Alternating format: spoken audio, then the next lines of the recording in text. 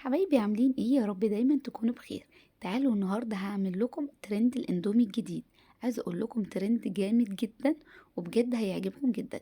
يعني الفيديو بتاع النهارده للناس اللي بتحب الاندومي، والناس اللي مش بتحب الاندومي من رأيي ما يتفرجوش علشان مش هيعجبهم.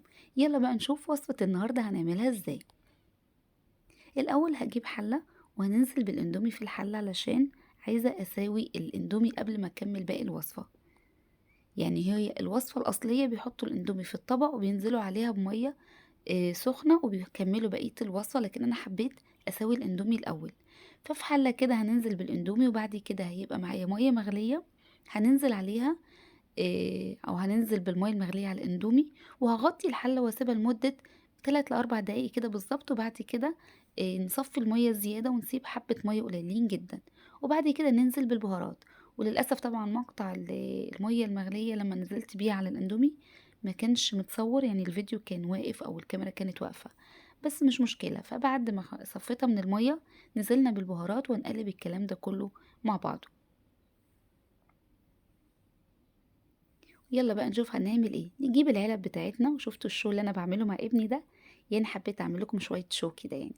بس في كل علبه هننزل بشويه من الاندومي، وانا استخدمت العلب دي علشان يبقى منظر العلب زيها زي ما بنجيبها من بره بالظبط.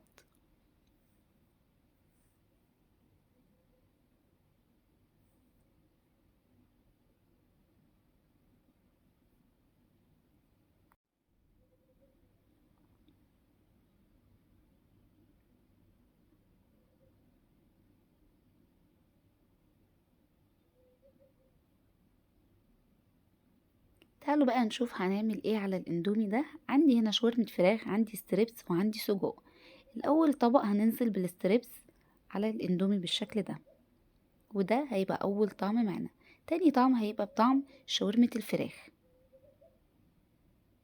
وتالت طبق هننزل بالسجق، ورابع طبق هيبقى ميكس ما بين السجق وما بين الستريبس، طبعا على حسب اختيار ابني الصغير. طبعا الصوصات اللي معايا صوص الباربيكيو وصوص الشيدر.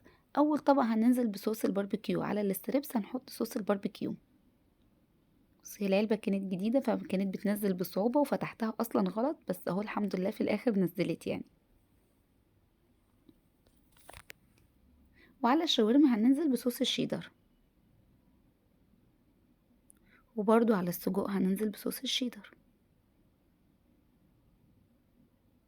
والطبق الأخير ده طبعا على حسب اختيار الصغنن اختار كاتشب بس. فيعني الصوصات والطعم على حسب اختياركم وحسب ذوقكم.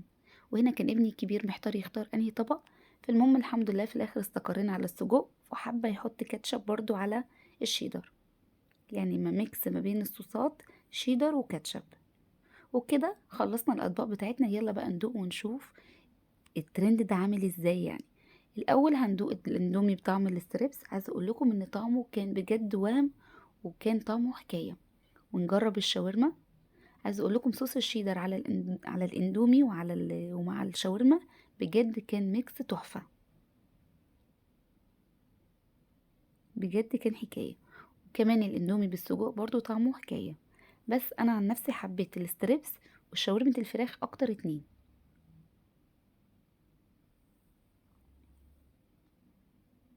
عايزه اقول لكم بجد يا جماعه ترند جامد، ويستحق انكم انتوا تجربوه. جربوه واكتبوا لي في الكومنتات ايه الطعم اللي جربتوه وهل عجبكم ولا لا. وده كان فيديو النهارده، يا رب يكون عجبكم. باي باي.